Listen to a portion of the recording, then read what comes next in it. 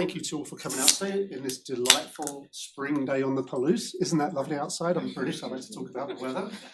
Yes, lovely. I'd also like to thank the Potter Memorial Lecture for working with us to bring today's speaker here. I want to remind you all that there will be a lecture. I'm sure you all know about it already, but today at 5 p.m. in the Cub Auditorium, today's speaker will be presenting Threading the Needle, Resisting Misinformation While Respecting Local Knowledge. So please make every attempt to make that. We do have a couple of more events coming up next week. There'll be the last two of the semester. There'll be one on Thursday. That will be our very last one at noon with Lawrence Pintack, who will be talking about the war in Iran. I think that'll be very interesting. And then another one on Wednesday next week, which will be the last event in our Dawning series lecture series on disinformation, and that one will be on elections and disinformation, and we'll have a panel discussion here at a slightly different time to accommodate class schedules of 2:10. So just wanted you to know about those. But that's interesting. I just mentioned the lecture series on disinformation because we have someone here who's very good talking about misinformation.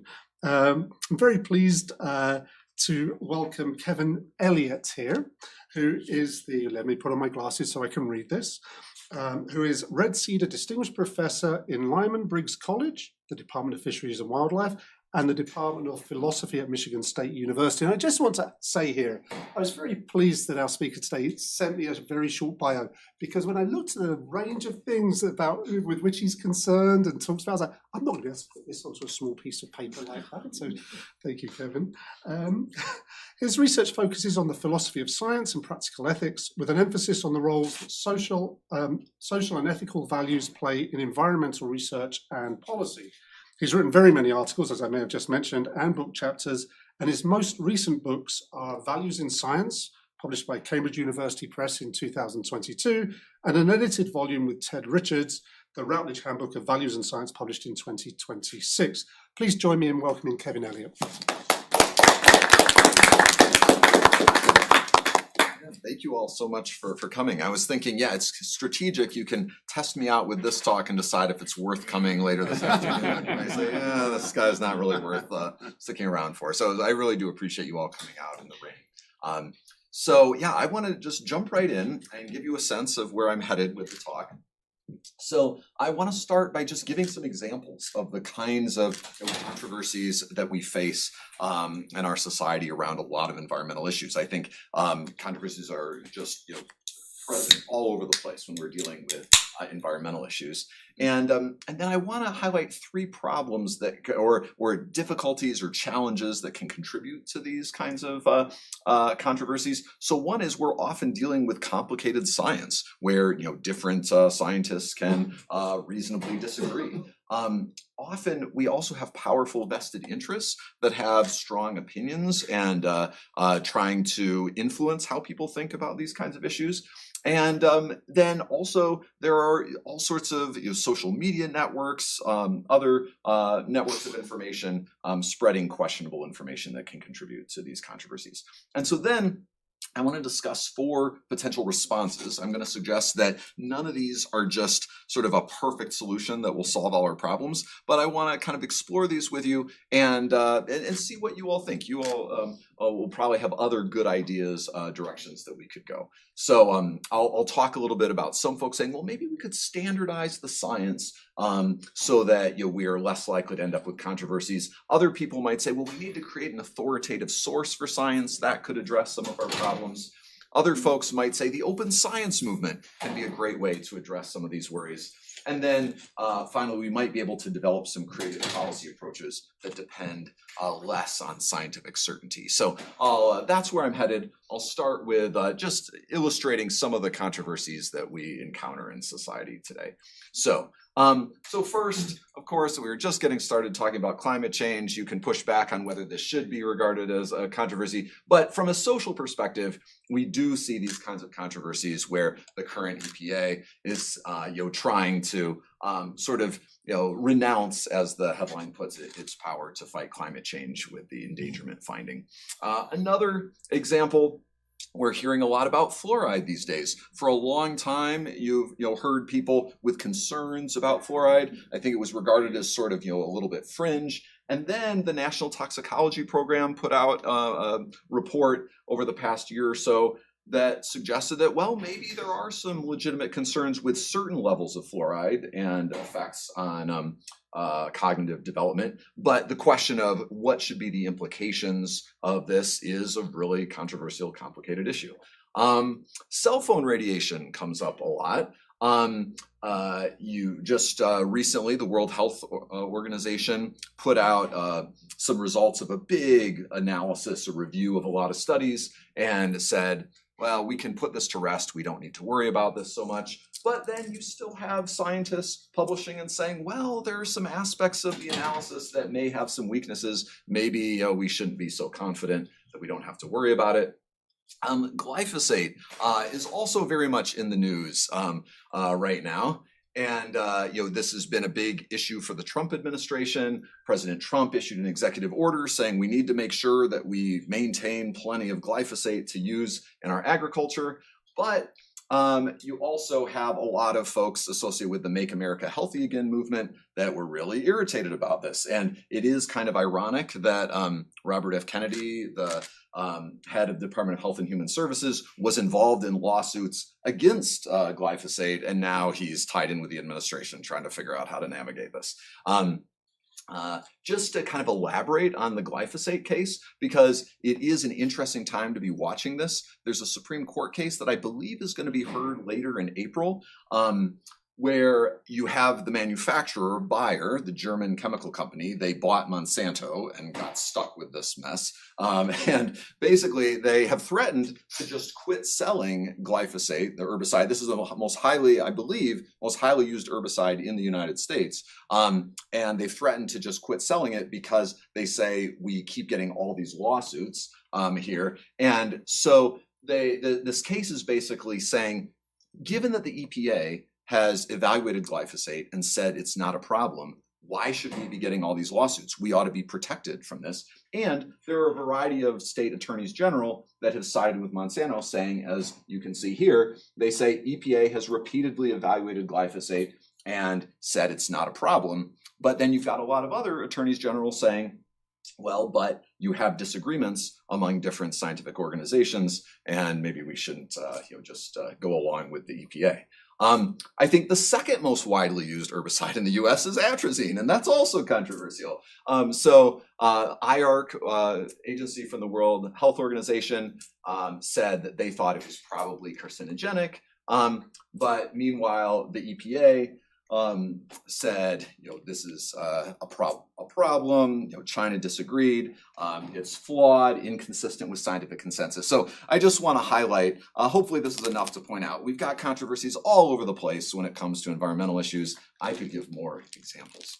So how do we get ourselves into this mess? What's going on here? So I want to discuss 3 problems that can contribute to these challenges. So first, turning to complicated science. So my son is in the aeroscience industry, and I was just talking with him recently. It's just amazing to me how precisely the engineers can say, yes, we just need to fire the engines on, Artemis 2 in just this way, at just this point, and gets it in just the right trajectory to go around the moon with just the right orbit, comes back. It's always stunning to me how they can develop such precise predictions. I think when we're dealing with these issues in environmental science around things like these herbicides or wireless radiation and things like that, the science is just a lot messier to analyze. So we're often combining information from a lot of different studies. We may have human studies, animal studies, in vitro studies. And then different studies may conflict with each other. What happens with these herbicides is you've got some animal studies that suggest maybe there's some problems and other animal studies don't, or the animal studies suggest there could be a problem and the human epidemiological studies don't, and so on. And so there can be questions about how to interpret the studies. There can be some indication of harm, but say there are low dose effects, and some scientists might say, oh, that's probably just kind of a fluke. Others might say, no, we should really pay attention to this. effects may be subtle or difficult to observe. Say you're studying, cell phone radiation and not just looking at cancer. Some people may be saying they're getting headaches or memory effects or things like that. This can be difficult to keep track of and study. And there may be ethical reasons why the best studies you can't do. It might really help us settle these issues with glyphosate and atrazine if you could, take a bunch of people, do a randomized controlled trial, expose them to different levels of glyphosate, but we don't feel ethically like that's such a good move. And so that complicates things. Effects may not appear for a long time. Say back to the cell phone stuff. Say you think that there could be some effects 20 years later. That's really difficult to track. And the scientists will say there are a lot of contingent factors. What if exposure to some of these herbicides at particular points in development ends up having an impact and you're not studying it at that particular point in development? Really messy. So my point is that it's no wonder that we end up with these controversies because these are tricky things to study. And just to give another example, bisphenol A, some of you may be familiar with. It's a chemical used in a lot of plastics, can liners, plastic bottles, although it's been starting to be pulled out. This was a case where a number of academic researchers in the environmental health community said they were seeing harmful effects of bisphenol A at realistic levels of exposure. But industry and regulatory scientists say with the FDA or with the European Food Safety Authority tended to not be convinced. They said, we have regulatory test guidelines for how to do these studies, and we're not seeing harmful effects in those studies. And so you had big controversies again. A bunch of academics published this paper, this was back in 2009, where they said these good laboratory practices, these were these regulatory guideline studies that were done. They said, we shouldn't be trusting these because they don't use the most current compelling science. And meanwhile, industry folks responded and said, you academics are like the Wild West. You're doing all these new kinds of studies. We don't know if we can rely on these. So again, reasonable scientists can end up having trouble and disagreeing. And then if this weren't enough, then we have the problem that you've got a lot of powerful interests at play. I highly recommend the book on the far left written by a couple of excellent historians of science, Merchants of Doubt. So they trace historically going back to the tobacco industry and the strategies the tobacco industry used to cast doubt on the evidence that smoking caused cancer. And then they point out how a lot of the same strategies and the same scientists reappeared in cases like questioning the impact of acid rain, questioning concerns about the ozone hole, questioning concerns about exposure to secondhand smoke, and then in the case of climate change. And this kind of stuff comes up in one case after another. The next book talks about the strategies used by the pharmaceutical industry to try to get science that serves their interest. The Doubt is Their Product book talks about these issues in the chemical industry. Doubt is Their Product comes from a line that appeared in some of the inside tobacco industry documents where they said doubt is our product, that in order to keep this, the tobacco on the market, we just need to create a sense of doubt. It also comes up in nutrition research. So, this just comes up across industries that when you're making a lot of money selling a product, it's understandable that you would like to generate scientific information that defends it, but that then muddies the water even more.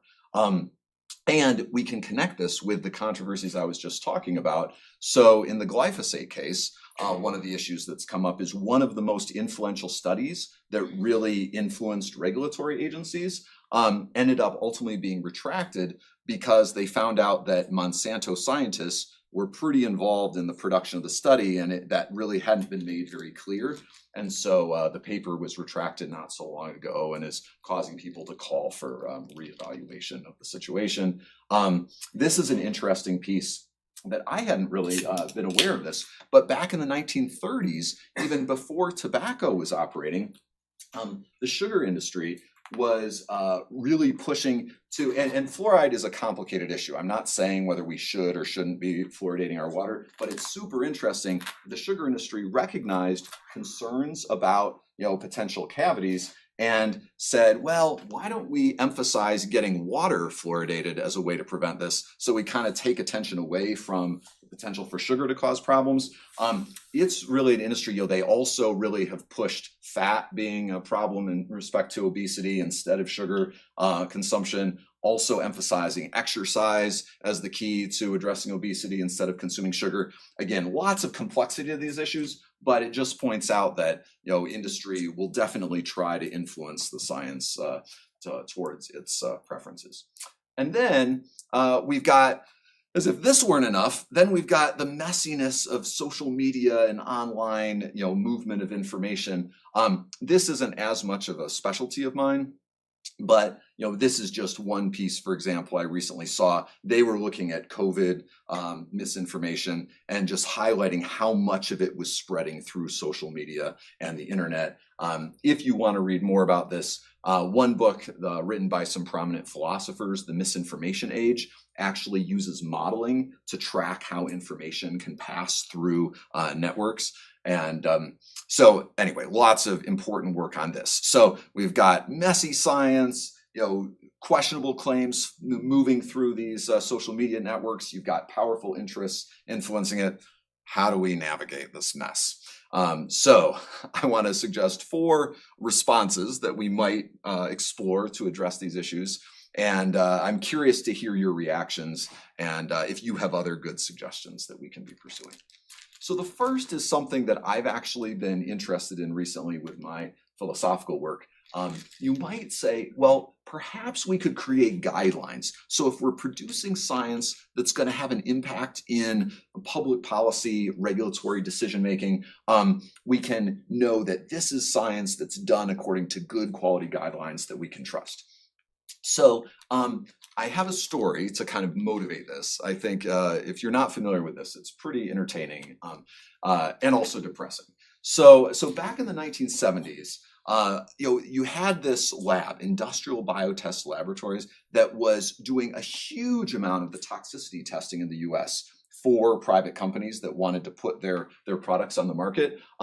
It ended up that executives were convicted of fraud because of the work that the company was doing. If you want to read more, this is an article that appeared not so long ago in the American Journal of Public Health about this. And it's just got some fascinating stories and quotations.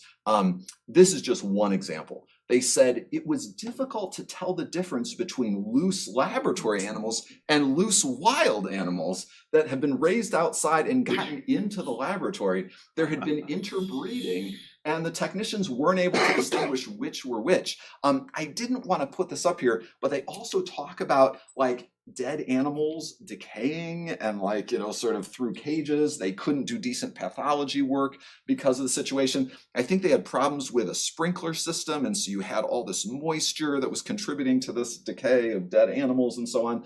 And so they say you had fraudulent data that was inaccurate or literally invented. They talk about sort of scientists who were associated with Monsanto, one of the companies that was contracting these labs to do toxicology work, kind of helping to fill in data, saying, well, yeah, this data would look good here. And so anyway, so in response to this mess and some other messes, the FDA and later the EPA put in place what they called good laboratory practice standards. So they said, if you're going to submit studies for regulatory purposes, we need to be sure that what you say you're doing, you're actually doing. And so these good laboratory practice standards ensure that people are actually performing studies the way they say. You've got to have all this data documentation, standard operating procedures, inspections, audit trails, so this really kind of makes the science more precise. And then the GLP, good laboratory practice guidelines, are mainly reporting guidelines, but then these are often now combined with test guidelines that say how to do the toxicology studies. So which animals you should use for particular studies, what you should feed them, how long the study should go, how you're going to report particular data and so on. And so this is a way of making sure that the science is replicable. Before they actually approve these guidelines, they make sure that different labs all get the same results. And it has the advantage that then studies done anywhere in the world, regulatory agencies can all kind of agree. This is why the OECD is involved with this.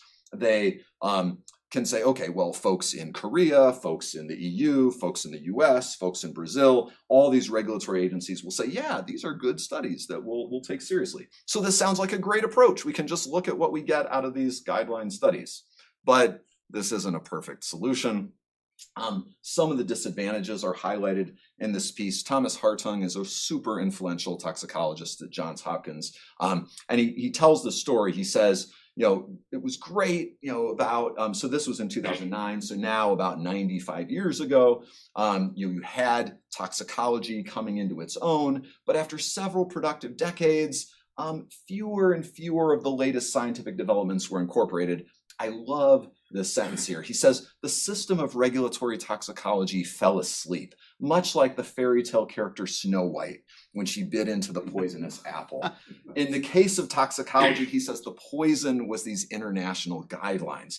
Why would this be such a problem? Well, he says this process of harmonization, getting everybody to agree on these guidelines, he says it was tempting because then manufacturers and suppliers didn't have to use as many resources. They didn't have to do a ton of studies. They could say, this is the study, it follows the guidelines.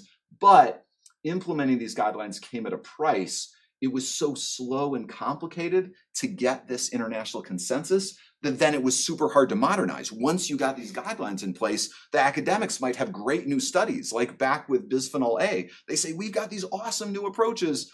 And the regulators said, well, maybe in 10 or 15 years, we can get around to agreeing on, these. So anyway, I think as a philosopher, thinking about values in science, this is just super interesting that there's this kind of value-ladenness to standardizing. It serves some values, this kind of international harmonization, but it detracts from the value of keeping the science moving forward quickly.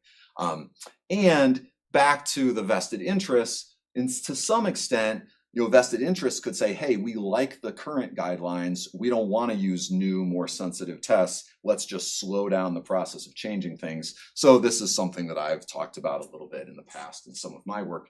And interestingly, it doesn't even have to be these formal kinds of regulatory guidelines. I saw this piece not so long ago in Nature where some scientists feel like, they're especially early career folks, they've got new non-animal methods that they want to implement further, but they feel like there's kind of these norms in place, using these animal methods that maybe we could move beyond in some cases, but they feel like there's this inertia because of either formal or informal guidelines.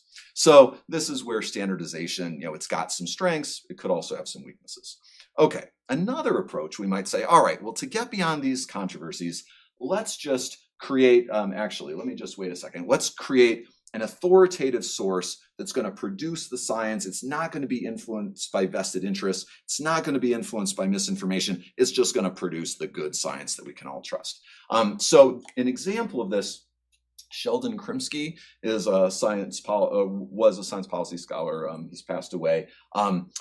He was worried about the influence of the biomedical industry, and he said, rather than having, say, pharmaceutical companies do the tests of the safety of their drugs and the efficacy of their drugs, he says, this is kind of a weird system. I admit when I first realized that the chemical industry was paying to, or producing the tests of their products, or drug companies were producing the tests of their products, I thought, isn't that like the fox guarding the hen house? That's really weird. And he said, yes, this is problematic. Why don't we have some institute, say within the FDA, that does the studies, and we can tax the pharmaceutical companies to fund this, and then they'll do awesome studies that we can rely on and we can depend on. And I've argued with a toxicologist, maybe we could do something similar like this with the chemical industry. If the OECD is producing all these guideline studies and so on, could you have them have some sort of testing institute, again, funded by the industry? They do the studies. Could this be more reliable? Maybe this is a possibility. I'm curious to hear your thoughts, but I acknowledge there are some disadvantages of this kind of approach. One worry is that powerful vested interests could capture the testing institute. A lot of people feel like the pharmaceutical industry is already kind of buddy-buddy with the FDA to too much of an extent. And so, then what if your authoritative source gets kind of captured by the industry? Another worry is that even pretty high quality authoritative sources, you may put together an organization and say, this is pretty good. In practice, the way things work in society, people may still not trust the science. The IPCC is the Intergovernmental Panel on Climate Change, and a lot of folks would say they really are a good clearinghouse for giving us the best answers. But we still find we live in such a polarized society that people, won't trust what they end up saying. And then a third worry is back to complicated science. In complicated areas of science, given that reasonable scientists might make different judgments, it's not clear that we would want to just defer and say, okay, this one source is going to have all the answers and we're not willing to question it. There's this interesting piece published a while back by a couple of science studies scholars, Fern Wixon and Brian Wynn. They were looking at issues in the EU where they were regulating genetically modified organisms, and there was a proposal to sort of not allow the different countries within the EU to have as many of their own kinds of opinions, to kind of have more of a central EU regulatory position. And they said, look, sometimes there are judgments on which scientists can disagree. Maybe there's some value in having some pluralism.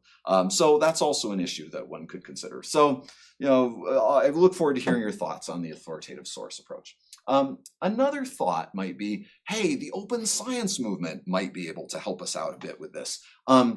Scientists and policymakers have been saying we really need to move toward, making information as accessible as possible so that we can promote the credibility and reproducibility of science. And of course, there are all sorts of influential documents on this. This is just one report from the National Academies of Science in the US on this. And so you might say, all right, if we focus more on having everybody disclose their conflicts of interest, maybe that could help us address some of these worries about vested interests, so we don't end up with these glyphosate situations where Monsanto is super involved in producing papers and they're not telling you. Maybe the broader public would be less likely to be influenced by problematic claims if you've got papers generally open access that everybody can get to. If we have scientists standardly making all the data underlying their studies, their methods, the code openly available, then other scientists can try to evaluate it, ferret out why there are disagreements between studies. That could be helpful. In some areas, there's a lot of emphasis now on pre-registering study design. So before you do a study, saying, all right, this is what we're going to do, then you can't change things after the fact in sneaky ways. If you pre-register a study and then you don't like the results and don't publish it, other people can know that you were planning to do the study. And so maybe it's harder to do sneaky stuff, perhaps, with this approach.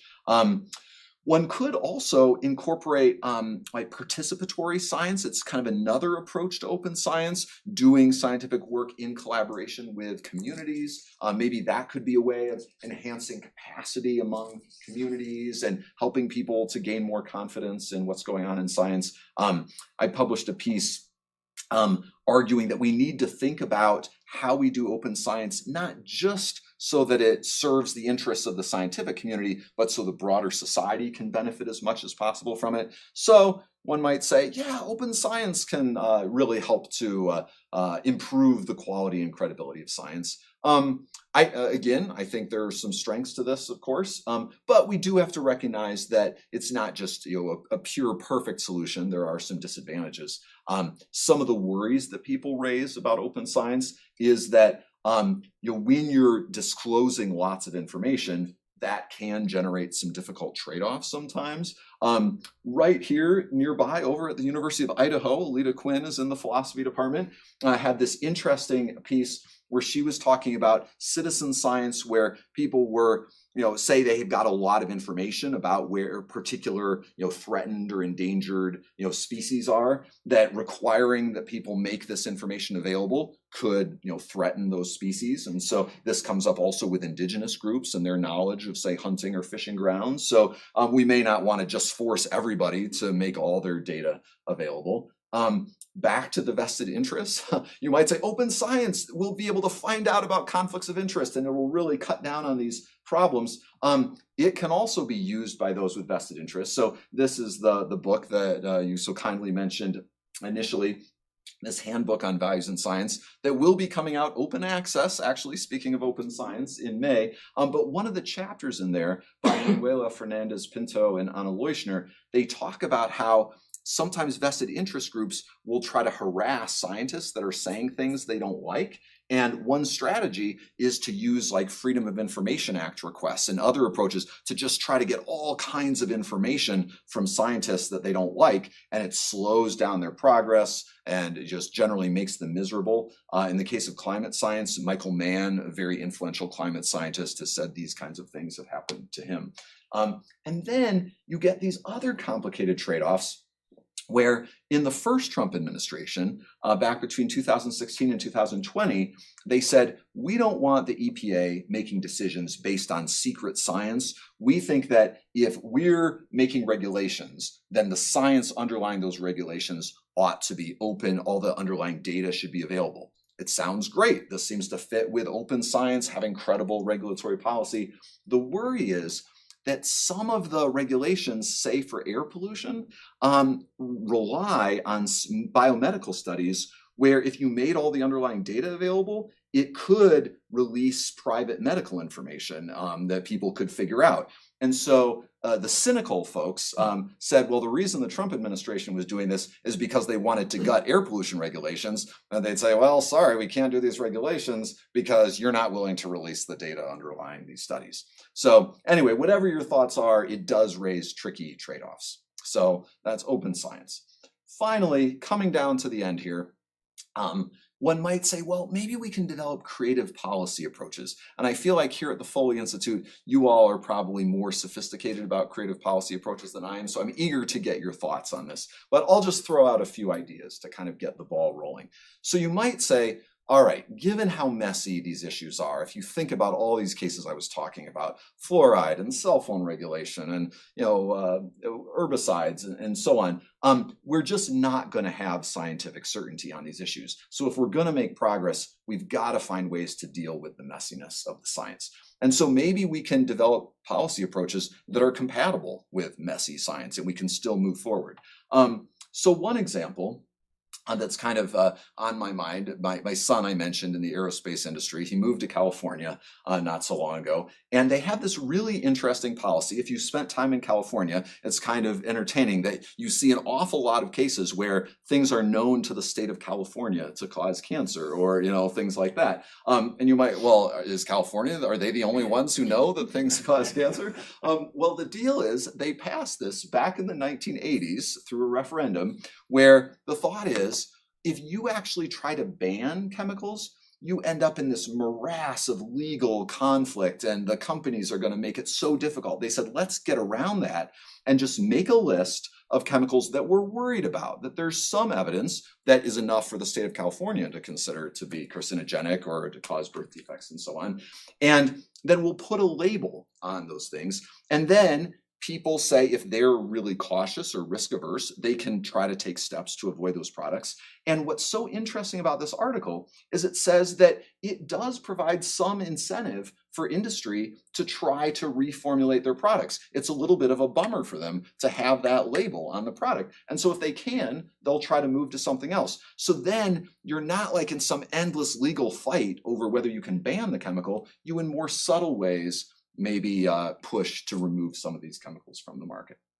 Another example, in Massachusetts, they passed around the same time. I think maybe it was 1986 that they passed the Proposition 65. It was 1989, I think, when they passed the Toxic Use Reduction Act. Very similar. They made a list of chemicals they were concerned about. They recognized it's going to be really hard to just ban these, but they required if companies that the companies report if they were using a lot of the chemicals, and also create a kind of plan for alternatives to the chemical. And so they found that sometimes when the companies ended up coming up with the alternative plan, they realized, oh, it actually, we might even save money switching to the alternatives, and they would just voluntarily do it.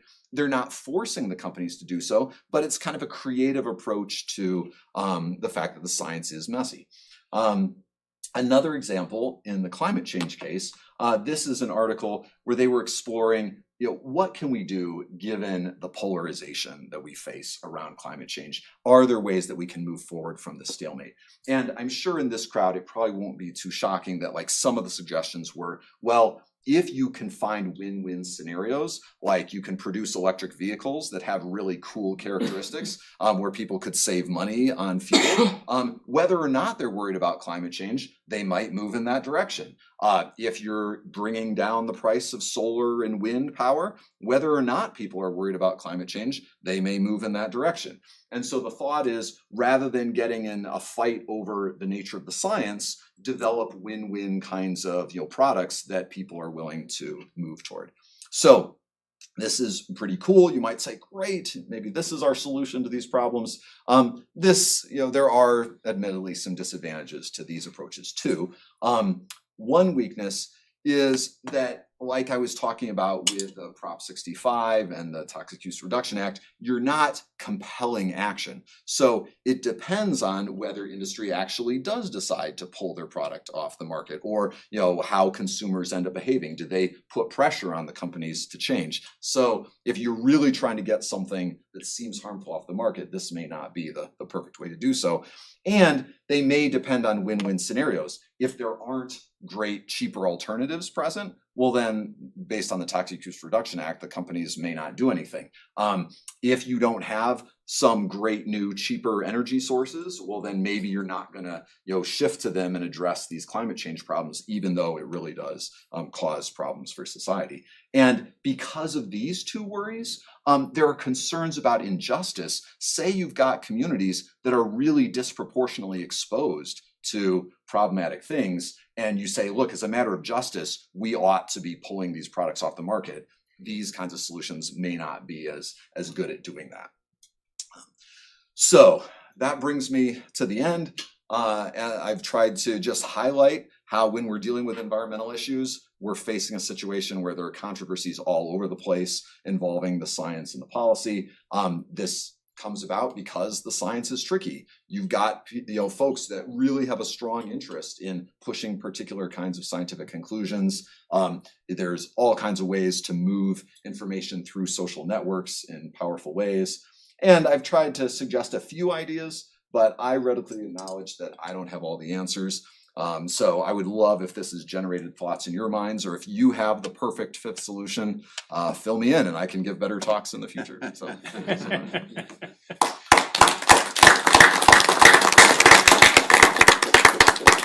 About 20 minutes for questions. Yeah. Yeah, thank you. Great talk. Thank you very much. One of the big elephant is in the room is there's tremendous variation in science, especially biological science. And so I'll add my 2 cents. It used to be when I did a lot of research, companies would come to me and others and say, would you do we want to test this product, would you do a study? And so you had 5 or 6 universities across the nation. And so even though there's a lot of biological variation, there's not, you're starting to account for the variation in site variation. So if you had the FDA just contracting with somebody or conducting the study themselves at Beltsville, when there used to be an ag station, and saying, okay, we're going to do the study here and it's going to be perfect according to GLP, you don't account for site variation because the weather's different. The cattle population's different. I mean, the workers are, all those sort of things. So I guess I would argue for the sort of universities standardizing an approach, and then there's the capability of getting rid of that, or not getting rid of it, but at least accounting for that variation. Yeah, that's a really interesting point. So I like that a lot. I have a few thoughts maybe in response. One is, it's an interesting example of a structural issue that contributes to some of our problems that, so say you have companies doing drug tests or tests, associated with chemicals or so on, that exactly what you were saying, I've heard that in the past, you would often have, contracting to university researchers to do these studies. I'm not up on all the nitty-gritty, but I hear a lot that there's a move toward mainly having contract research organizations, CROs, do these studies.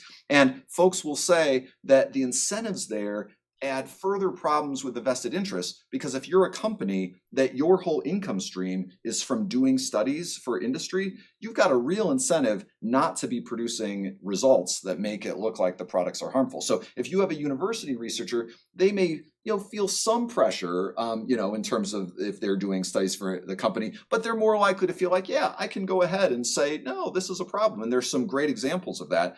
But if you have a contract research organization, and again, I'm not saying these are terrible people. These are just, incentives. I think if any of us were put in this position, we would probably feel like if we can do the study in a way that gets results the industry likes, we're probably going to do it. So I think that it's interesting you bring up that point of, are these studies being done by academics? Are they being done in multiple locations? Or are they being done by contract research organizations? I think, do you want to follow up on that? Yeah, and that's a great point, because I experienced that too.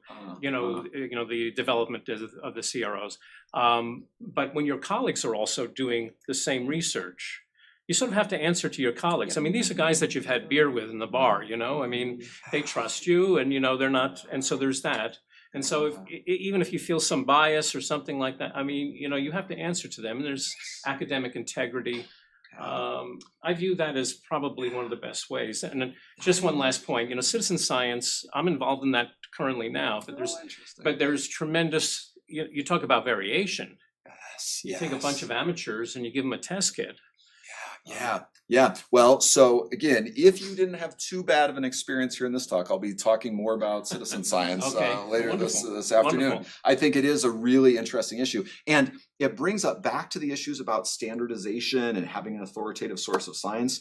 There are just such interesting issues around the pros and cons of the standardization. Like, you highlight the value of having things being done in different locations. Sometimes, some of the different features of, different places, it may give more robustness to the results.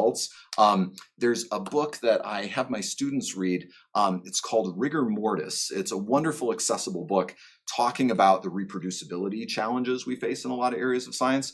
And he talks about worries there with animal research and a lot of the just concerns that some people have over the quality of animal research. And one of the issues is, some people say that we've actually taken too many steps to standardize and have all the animals be, genetically identical and have such precise conditions. And the thought is, it may not be as applicable to humans. He's got this great account in the book where he says, what if you were doing a study and you did your study all on middle-aged women between 30 and 35. They all live in the same kind of house, the same temperatures, and they all had the same grandfather. You might say, this may not be the best way to get reliable results. And so anyway, it's a really interesting point. Standardization can be really helpful, but there can also be more robustness associated with variation. And that goes back to the debates over things like bisphenol A, where the industry says, yeah, you academics are all over the place. And they say, yeah, but we're getting at these results with all these interesting different studies and different academic contexts, and we're all seeing that BPA seems harmful. So yeah, thanks for the great thoughts. Yeah. I had a couple of thoughts. I mean, kind of just connecting into that last bit. I mean, it seems like all four of these solutions are going to be strategies that we have to take, right? Because ultimately they're going to be interacting with one another. It's kind of nice to sort of see the push and the pull between all of the different kind of solutions. So there's bottom-up approaches, top-down approaches. Yes. I like the idea of one state setting its regulations and then also being kind of putting pressure at the national level, but that's also pushing pressure back on the states. Like living in California, I mean, part of the reason we could get away with that was just how big of an economy, Yes, big of an economy it is, right? right, So you can put a right. lot of pressure there. I mean, on the participatory science piece, kind of connecting back just to the general idea of controversy and complicated science. I mean, a lot of the when I hear these conversations about like, should we trust the science, should we not trust the science, a lot of it comes out of the fact that scientists are disagreeing or they end up with like semi-contradictory studies, and there's like, especially in food science and stuff like that, it's like, oh, today eggs are bad, tomorrow they're not. Yes.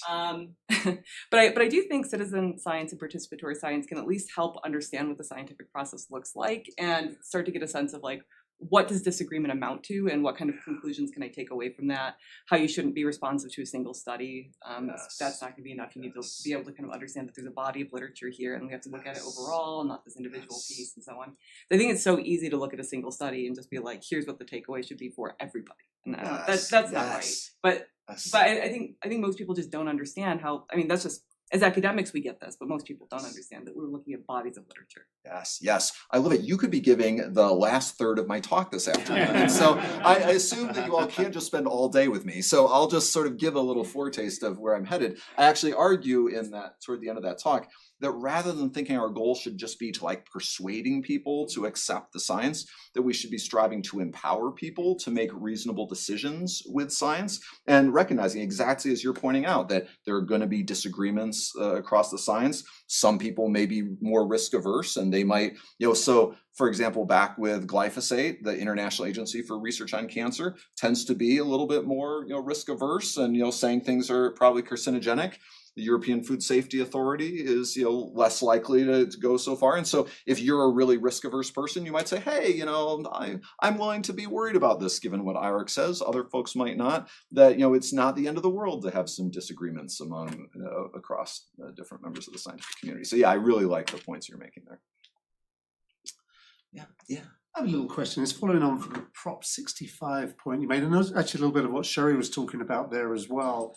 And I'm the ubiquity of the Prop 65 notices everywhere leads me to this question, and I'm going to call it my soap question. My soap question is based off the 70s TV show, if anyone saw that, where they had this incredibly interesting and intricate introduction every time, and at the end its line was, confused, you will be. And I'm speaking as a consumer who drinks cups of tea, so every day, and I have toast. So every day I have a cup of tea, I open up my milk, and I'm from Britain, so BSE was a big thing, if you remember, bovine spongiform encephalitis. Yes. So it was a big thing, but I see every time I open my butter and I open my milk, it says, does not contain the hormone RBST, which is not known to not cause any problems anyway. And I'm like, oh, what should I be worried about here? And I think, am I worried about it? Why are they telling me I shouldn't be worried about it? Now I'm worried about it. So I'm wondering, how do we somehow...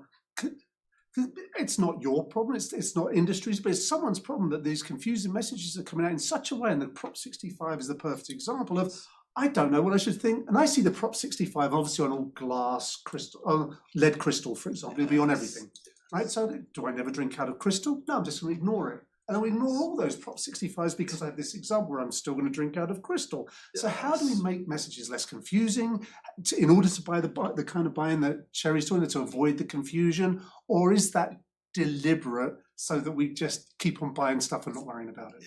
Yes. Perfect question. It's exactly the kind of question you should ask about Prop 65 that a lot of people worry about. So first I'll say, I wish that my collaborator, John Besley at MSU, who's an amazing science communication scholar, were here. He would probably have great answers for you. I'm just a humble philosopher. But I'll say a couple things. One is part of the motivation behind the study that I put up. Maybe I can get back to it. That's just a slide back. So part of why I put up this article is because there had been a lot of criticism that, look, everything is known to be carcinogenic in the state of California, and so nobody cares anymore. And so, I'll kind of joke about this a little bit with my son, and he'll, send me pictures of things. And so people felt like, well, is this just a waste? And so some folks then did this study where they said, even if, say, the general public just becomes immune to this, industry still takes it seriously. And so if you think you have good reason to try to remove some of these things from the market, it could still be doing some good in that way, separate from all the mess about communicating with the broader public. As far as communicating with the broader public, your RBST example is a wonderful one. I don't know as much about that case as some others here might, but I know I've read a bit where definitely there was heavy negotiation between I think it was the FDA or one of those regulatory agencies industries and the dairy industry over that, we're back to debated science, where some people would say we should be concerned about it. The industry said, look, as far as the regulators are concerned, they say we don't need to worry about it. So, you've got to have that extra statement on there saying this has not been shown to be a problem. And so for the general public, they might feel like this is just leaving me confused. But for some people, it might actually, they may care about it, get more educated, and it's actually useful to have that indication. So I think we also have to recognize that you've got a range of people in society, and that maybe messages that are kind of confusing or unhelpful for a lot of folks can be valuable for some. I know that's kind of a roundabout, not greatest answer to your question, because it's a very good one and it's very tricky. Yeah. So I have what's probably more of a comment than a question, but please listen and see if you agree or disagree. I'm a biophysical scientist interested in climate change, and my studied, I think, perception of what's happened in climate science is that there was strong consensus within the scientific community and the most highly trained part of the scientific community who worked within the oil industry coming out of the 60s and into the 70s, and a lot of this was published based on radiation physics that had been in place for the better part of 100 years at that time, that CO2 emissions are driving climate change. This was known coming out of the 60s. And at that point, very large moneyed interests systematically buried these parts of their enterprise and began to attack this science from various angles. And so here we are with a situation where allegedly we don't understand climate change and don't understand the most important aspects and drivers of climate change. We absolutely do. And so it seems to me like our problem is cultural and has to do with the greater and greater importance of money and the most powerful moneyed interests in public policy. And I wonder if that's true. Good thing philosophers are working on this. Truly. I'm saying it seems to me overwhelmingly this is a fundamentally cultural problem. Yeah. No, I think I totally agree with your analysis of the situation. And back to the things I'll be saying about science empowerment later, that part of empowering people is giving them a sense of when there's lots of room for reasonable disagreement and when there's not much room for reasonable disagreement. So I think if you're going to empower people to address climate change, people need to understand that there isn't really room for disagreement about whether humans are contributing to it. There are some messy aspects of predicting certain effects and so on. How bad is it going to be and in what ways? Sure, there's a lot of uncertainty. So we do have to have kind of a sense, again, it's not empowering people to make good decisions about vaccinating their children if they don't realize that you've got all these epidemiological studies saying that the MMR vaccine isn't going to cause autism. And so again, one has to kind of recognize, yes, there's room, science is fallible, things may change, there are side effects associated with vaccines, but we have to be empowered to make good decisions, understanding where there really is a lot of solid science on things and where it's messier.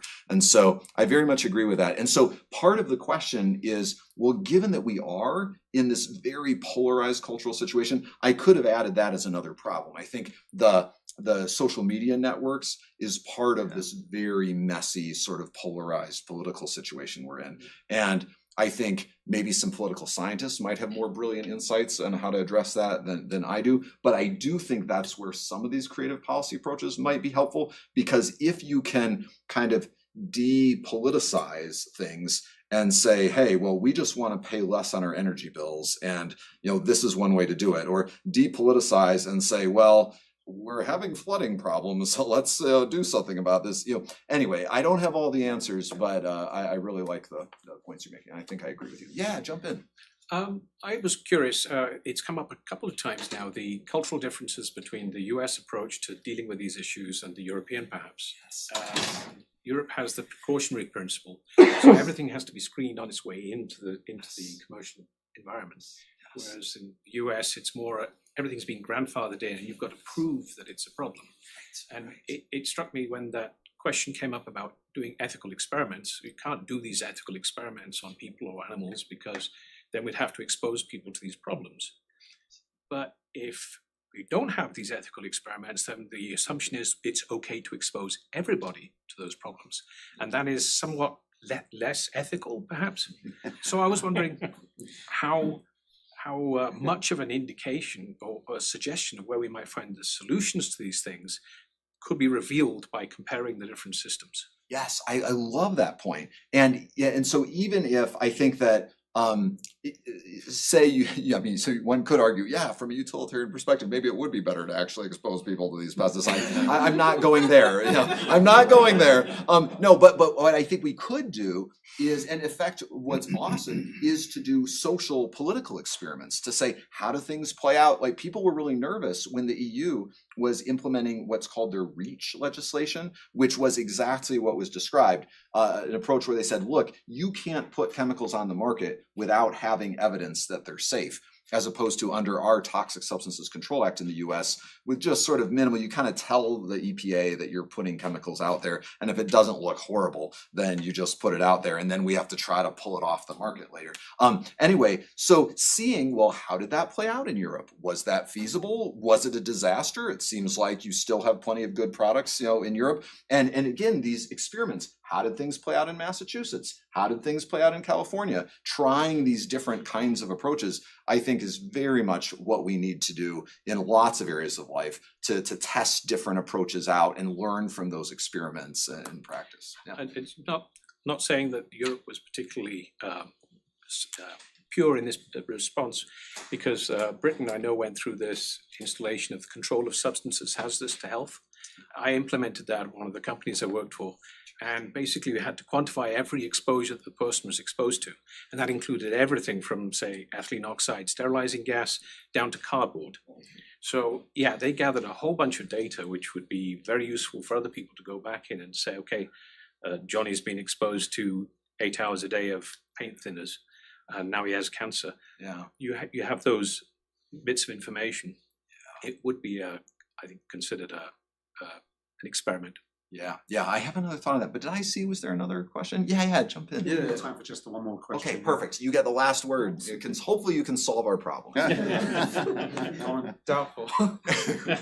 My question is, like, a lot of younger people especially are like listening to podcasts, like getting their information from social media, and like a 15-second clip can totally influence a person's view on climate change, on cancer, like on all these issues that you're talking about. It's like, how do you fight that? Like, how do you get like younger people to stop putting so much faith in something that is like completely unreliable? Oh, I love that point, and that's such a helpful point for those of us who aren't quite so much in that world to realize.